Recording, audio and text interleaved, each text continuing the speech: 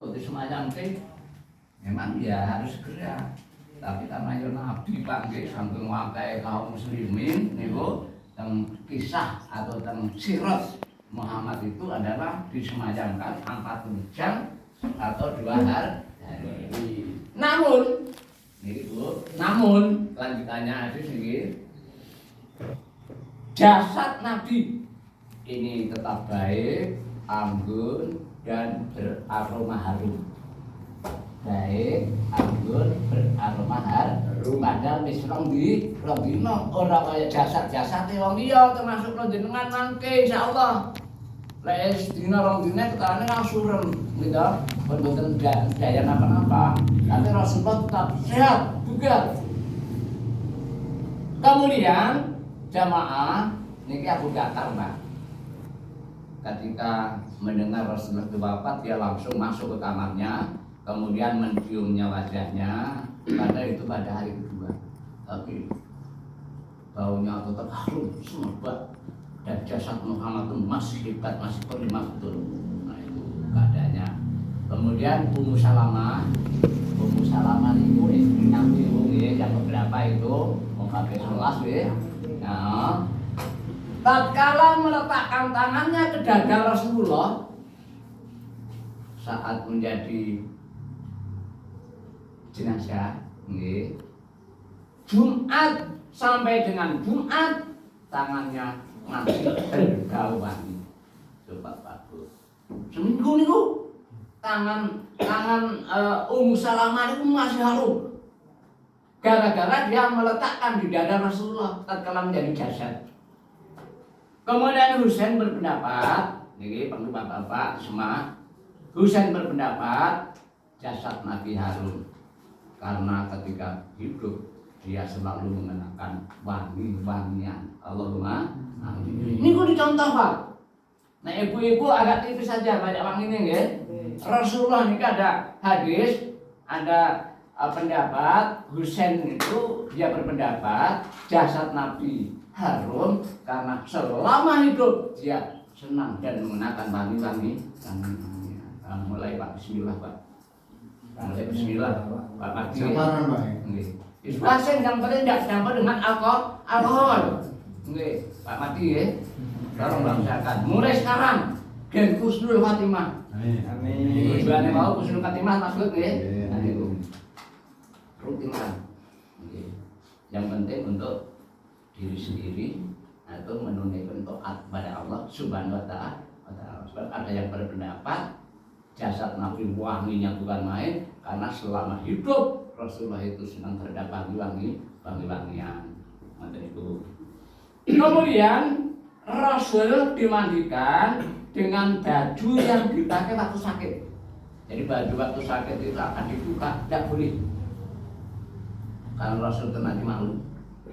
Dia mati tapi dalam keadaan hidup, ya, malu, tidak boleh. Yang memandikan antara lain Ali bin Abi Thalib, anak mantung ya.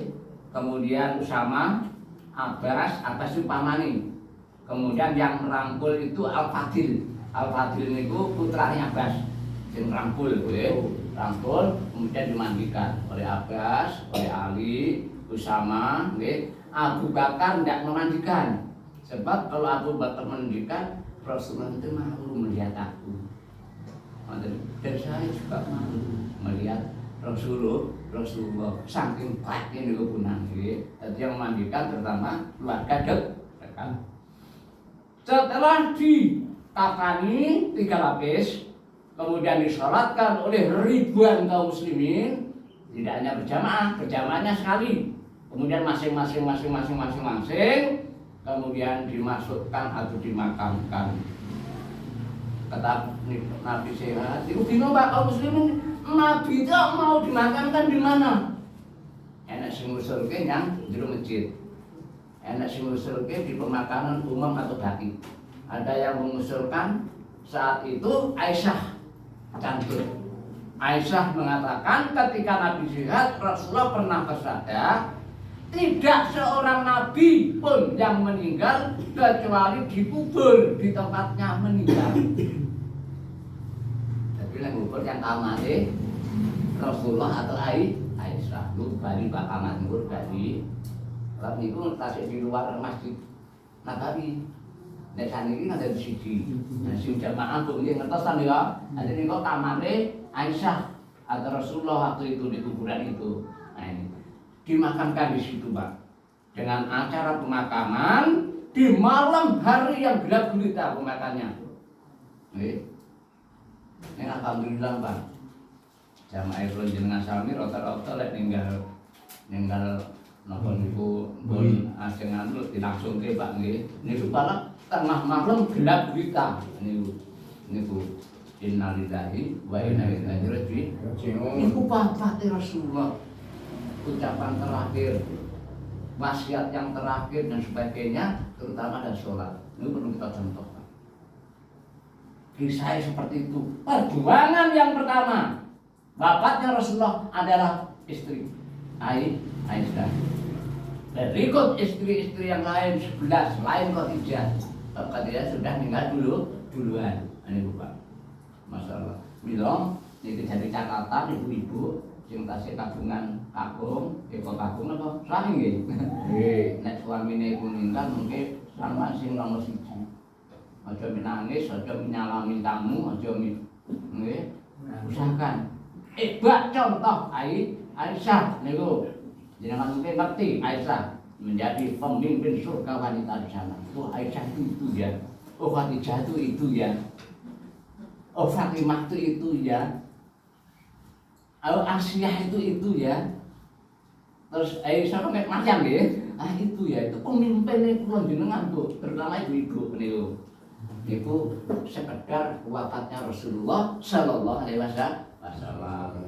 Kalau jenengan saya berusaha ibadah nggih. Jadi melihat sikap sahabat atas sahabatnya Rasulullah. Yang saya tampilkan hanya 3 sahabat nih Pak. Tatkala Rasulullah itu wafat, terutama Umar bin Khattab, piyambakipun tidak percaya kalau Rasulullah itu wafat. Mungkin jenengan pernah ngerti ngrungokke ini. Dia berkata, alangkah dalamnya ketidaksadaran beliau ya Rasulullah pergi menemui Allah selama 40 hari seperti Nabi Musa. Jadi ketika Umar itu masuk ke ruangan Rasulullah, kemudian dia membuka kainnya, ucapan Umar itu alangkah, nonton niku, alangkah dalam ketidaksadaran. Jadi pikirnya Umar ini disiksa semaput. Kalaupun sudah meninggal, kepercayaan dia itu seperti Nabi Musa. Nabi Musa itu dia tinggal 40 hari dia hidup lagi untuk menemui kaumnya. Itu keyakinan Umar. Kemudian Umar khutbah Pak di hadapan kaum muslimin yang isinya, barang siapa yang mengatakan Rasul telah wafat, akan kupotong tangan dan kakinya. Beliau hanya pergi menemui Allah 40 hari. Kalau selesai beliau akan datang kembali. Memang niku dalam Quran Arab 142 niku enten nggih tulisannya, tapi diberikan pada Nabi Musa nggih, pada Nabi Musa Pak. Niku sikap sepapat termana Umar. Kemudian sikap Abu Bakar As-Siddiq. Abu Bakar As-Siddiq ini waktu meninggal dia tidak ngerti Pak. Karena dia sedang giliran istri yang keempat. Baru meninggal giliran diwajib maksudnya. Nggih, berarti Rasulullah itu saja. Aku giliran istri siapa hari ini? Mana niku kok diatur ke 11 nggih. Kemudian istri itu sepakat ditempatkan ke Aisyah aja. Karena Aisyah itu istri yang tersayang Rasulullah. Kalau Khadijah itu istri yang membiayai Rasulullah dalam dakwah. Niku Khadijah nggih, supi mboten marat niku. Khadijah niku nggih. Abu Bakar Siddiq setelah dia itu membuka kain Rasulullah, penutup pajah Rasulullah, Abu Bakar langsung ciumnya. Dicium. Saged tepanggih. Jangan kada putra ninggal dicium. Putrane nyium bapake. Nggih, tapi jangan jenazah lain jenengan nyium tanggane mboten oleh nggih. pun lain jenis yang oleh mati deh. Masih keluarga ada urutannya makam itu dibolehkan menciumnya sambil berkata, kematian beliau ditetapkan Allah bagimu, engkau tidak ditimpa lagi kematian, sesungguhnya engkau sangat baik, anggun, harum, baik hidup ataupun mati. Ini Abu Bakar. Kemudian Abu Bakar khutbah di hadapan kaum muslimin. Khutbahnya dia mengatakan, siapa yang menyembah Muhammad, Muhammad telah wafat. Barang siapa yang menyembah kepada Allah, Allah hidup, tidak akan mati. Lalu Abu Bakar membacakan ayat Ali Imran ayat 144. Setelah selesai, Umar pingsan, Pak. Umar itu ambruk pingsan, sadar kalau benar-benar Rasulullah itu wafat. Masya Allah, ini Umar. Sing biasanya gua kaya luar biasa Pak, singa nggih. Nek kula mau salah pada lah esuk niku sebelum masuk Islam lahir. Nggih, sebelum masuk Islam Umar niku. Mboten nenten wong penak-penik wani ya ora Umar. Masya Allah. Nggih, dari masuk Islam putrinya aja dikubur hidup kan sambil bualain itu bagi yang singa. Setelah dia mendengar penjelasan Umar Abu Bakar dan selesai dibacakan surat Ali Imran 144, dia adalah sadar dan pingsan. Percaya bahwa Rasulullah wafat. Kemudian Al-Abbas itu paman Nabi, Pak. Al-Abbas berpendapat untuk menenangkan kaum muslimin, beliau bermusyawarah. Bagaimana? Siapakah pengganti Rasulullah ini? Pak Rasulullah benar-benar wafat.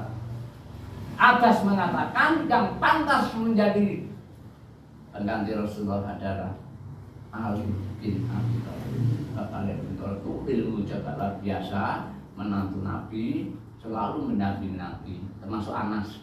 Anas itu dari pelayannya Nabi itu 10 tahun, Pak. Anas, sing lihat-lihatnya hadisnya Pak Martin, Anas itu. Ali. Kemudian hasil mufakat disetujui adalah Abu Bakar Siddiq karena beliau selalu mewakili Rasulullah baik dalam kegiatan sholat jamaah. Nah, ini Pak. Kemudian yang terakhir sekali ini hadis, Pak. Kalau waca artinya mawon ini isinya hadis kabeh, Bu. Rasulullah wajahnya bagus, posturnya tidak terlalu tinggi, tidak terlalu pendek, jarak antara kedua pundaknya jauh, hidungnya tidak terlalu mancung, rambutnya hitam dan berombak, tidak terlalu lurus dan tidak terlalu keriting, mencapai rambutnya, kuping telinganya, kulitnya putih kemarau-marauan atau kemerah-merahan. Itu Rasulullah, Pak, posturnya. Rambutnya Jawa, Pak, putih. Lo kadang-kadang sampingnya nasi gondrong, jadi Pak Rasulullah ya. Rambutnya itu masih hitam. Nek putih kan nggak merintah ya ndak oleh. Sama oleh dipirang ning kuning. Betapa tapi dipirang hitam nggak boleh, Pak.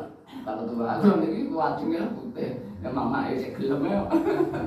Oke, Pak Karmen ya. Nggih. Usah di anu nggih, kirap masuk.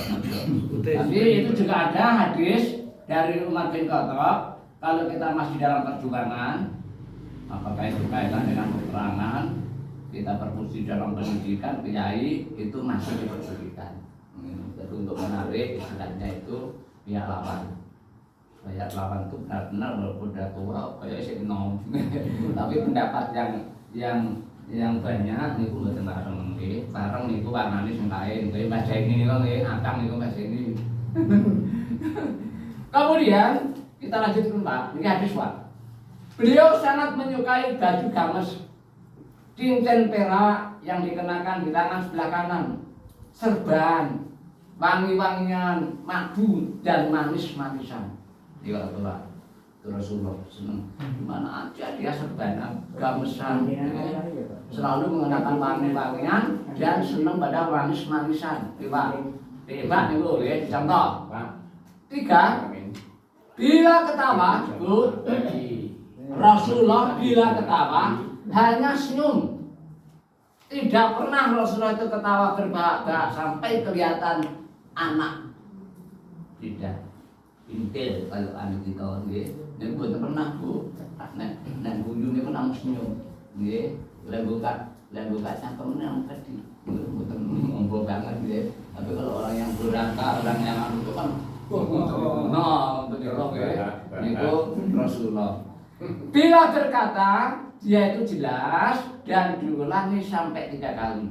Niku nek ngomong. Bila gembira, dia atau mendapatkan nikmatan, dia sujud syukur. Bukan syukuran robian, redean, minuman atau anggur-angguran, enggak, sujud syukur. Di mana dia berada? Misalnya dia rumah, langsung sujud syukur. Karena berita baru diterima, enggak usah nunggu. Tukang bal gitu. Nah, ini mana langsung syukur di lapangan, enggak usah nunggu. Nah, bila menangis, kapan Rasulullah turut nangis? Rasulullah itu kalau menangis yaitu hanya dua kegiatan. Pertama, ketika membaca Quran dan berdoa. Kalau Quran atau doa itu isinya berkaitan dengan adab. Dia nangis, Pak. Rebes. Udah sedih udah nangis. Baca Quran, kalau isinya itu azab, doa isinya azab, Rasul nangis. Kadang-kadang jadi imam, dia nangis. Atau kelingan Pak Haji sekali gitu. Kota Rahman ya. Jadi imam sungguh nangis. Ini gue baru Rasulullah, bentuk salah tuh, baru kemualat utawa anu. Yang penting enggak jadi Pak Kuli kan dari Bapak Imam di atas mau dari imam itu. Sekali sekali. Nah, bagaimana kalau Rasulullah itu marah? Rasulullah itu nggak marah, Bu, mboten mecahi piring kayak bapak nggih, mboten Pak ini dari itu. Rasulullah itu nggak marah kalau dia itu ada 2 kejadian, Pak. Ingat nih, Bu. Yang pertama, kalau Rasulullah itu melihat gambar makhluk yang bernyawa. Kalau misalkan rumah itu dengan bernyawa, gambar makhluk yang bernyawa dihilangkan. Sebab ini ada hadis. Ini kajeng itu ngerti kan? Dan ini tidak ngerti. Tolong Pak Simawon, makhluk bernyawa dibuat mawon. Sebab salah satu hadis, malaikat tidak akan masuk rumah bila rumahnya itu ada gambar yang bernyawa, termasuk anjing. Ini kan tradisi. Ini naik umum ini telah ada gitu kan, dengarkan barang. Ada buka. Yang kedua, Rasulullah itu marah bila ada orang yang suka menakut-nakuti. Menakut-nakuti, bedek dan perkara, ini sangat marah Rasulullah. Nek terhadap lawan enggak marah, Mbak Sur. Mbak Koyo ngajak kanca-kanca, ayo sing aktif, sing urung mangkat, ayo mlebu. Nek enggak gelem nolak, malah ngomong kedua ketiganya Allah. Sama mendel itu Rasulullah. Mendel justru malah mendoakan, ya Allah, mudah-mudahan si Tuhan diberi hidayah, diberi tunjuk oleh Allah Subhanahu wa taala. Donga niku pun ganjaran awake niku, Pak. Bale wong niku dereng turun. Nek wong niku lebih turun bahkan 100% niku nek turun. Ajak-ajak niku nang nggih. Masyaallah. Bagaimana Rasulullah bila dipusingkan sesuatu perkara? Sering Pak nggih, ingin pembatuke Pak Sugut. Bojone nakal, tanggane nakal, anak cekelane apa Pak Sugut? Setan keteng. Ape Pak, Utange akeh. Mumet.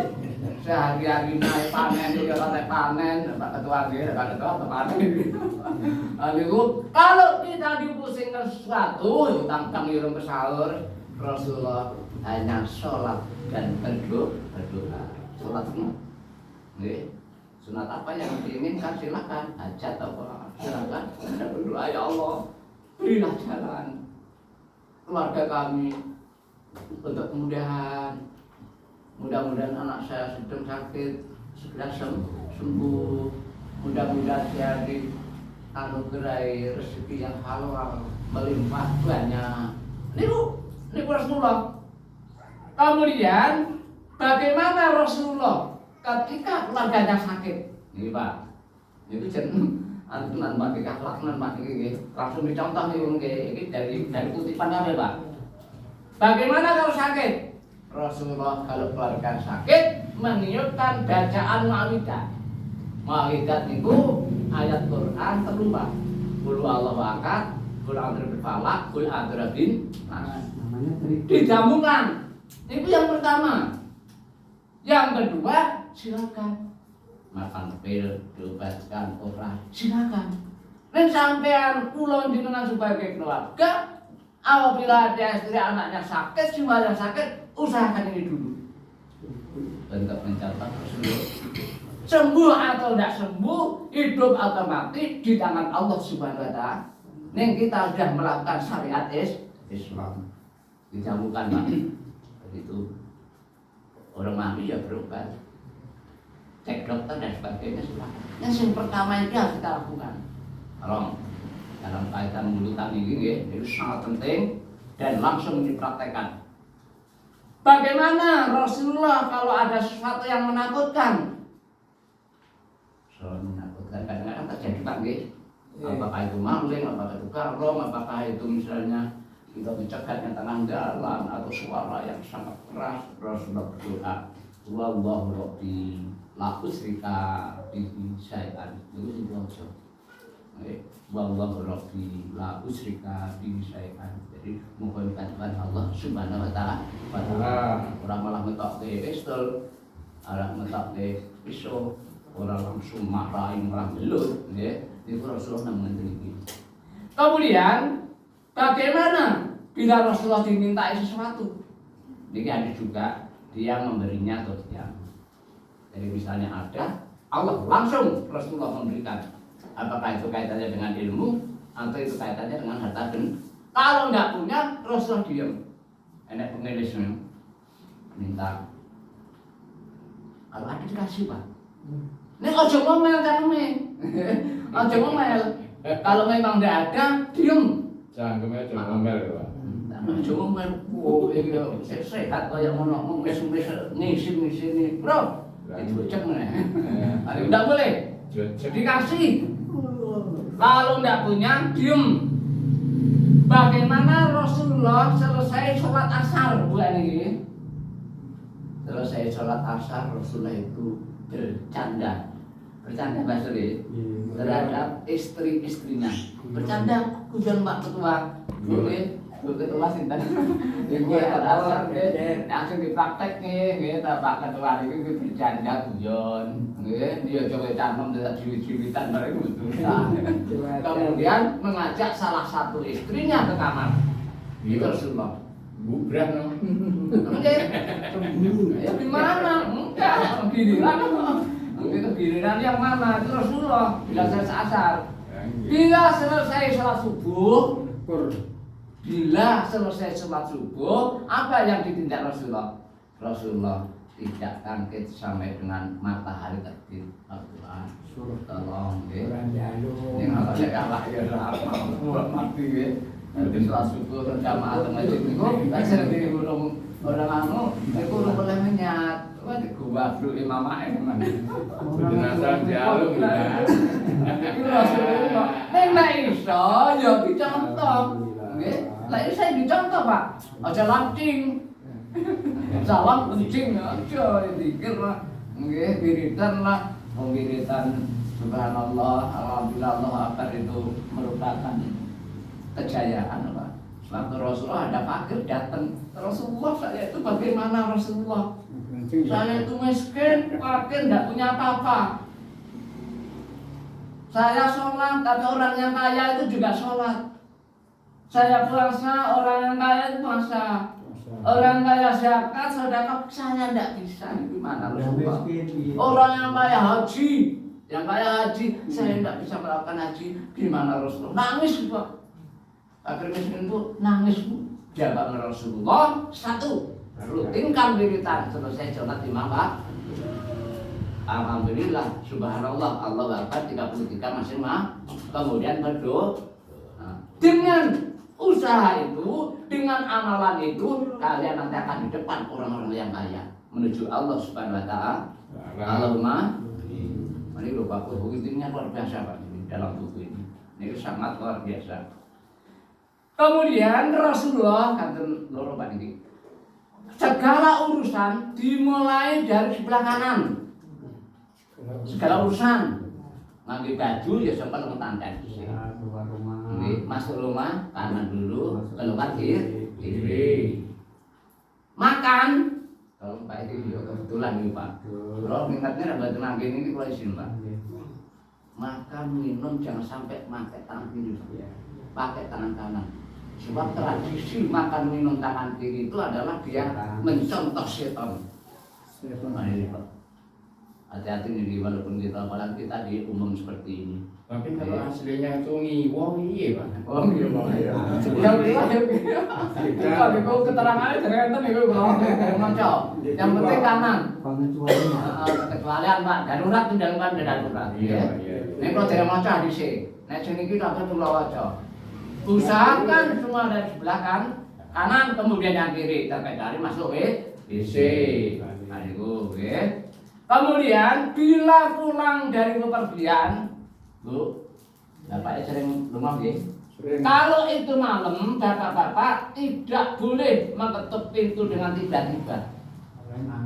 Rasulullah pernah Aisyah buka pintu Rasulullah turun di emper. Kemudian Aisyah itu langsung mohon maaf kepada Rasulullah. Tapi Rasulullah justru yang minta maaf terhadap Aisyah. Apa yang kau yang mengetahui? Tapi belum menyontoh salah. Karena nih bapaknya tekanan pengiwangnya, waduh, berang wis malah awat tuh tak film. Wes bapaknya yang ngono kuwi. Pas Gun, ngoten niku nggih. Nek jenengan dari pekerjaan jauh ngetok. Nek kirane diketok tidak mampu, ndak tani-tani turu teng emper niku. Nggih. Cok, duwe cok itu sarap nyamuk. Menungso pepekan dicemuk ae. Aduh, bila ketemu dengan orang atau kanak-kanak Pak, Rasulullah bila ketemu dengan orang dan kanak-kanak, baik yang sudah dikenal atau belum dikenal, dia adalah mengucapkan salam. Masya Allah. Minimal nggak motor ya Pak. Kemudian tatkala Rasulullah itu berjabatan tangan, dia tidak melepas sebelum yang jabat itu melepas. Itu bahan ini kita yang lepas Rasulullah lepas. Boleh minum terus. Tapi kaitan dengan itu ya kaitan dengan makram. Simbol lah sebetulnya gitu. Kelas resuri. Dikubur ya. Jadi tolong ingat betul kaitan fungsi ibu sebagai istri terhadap suami. Anu yo ora gelem ngono wae. Wis dipun Pak Jono. Nggih, saged niku syarat yang sudah disepakati di Indonesia. Enggak salah men jenenge. Nah ngeten iki nggih. Nggih. Ibu kalih bapak ya bukan muhrimnya. Nggih. Nggih monggo niku terserah. Masing-masing itu dua pendapat. Baik kaitan dengan ibadah. Yang alhamdulillah Pak, kalau dua pendapat ini umur. Sebab yang kita itu Allah Subhanahu wa taala. Sing berhak menerima ibadah sah kata Gusti Allah nggih. Ya. Ternyata itu enggak usah terlalu ribet ini dan itu sepacin kerang apa jenenge jenggot dan sebagainya. Lah justru dengan jenggot itu malah lebih gini Pak Suryani ngomong Pak Khairun. Nggih tapi Pak Khairun waktu sakratul maut niku istilah meninggal. Niku kan nyukur rambut jenenge. Setelah rambut dicukur, jenggot ini ngono iki, jenggot rinan.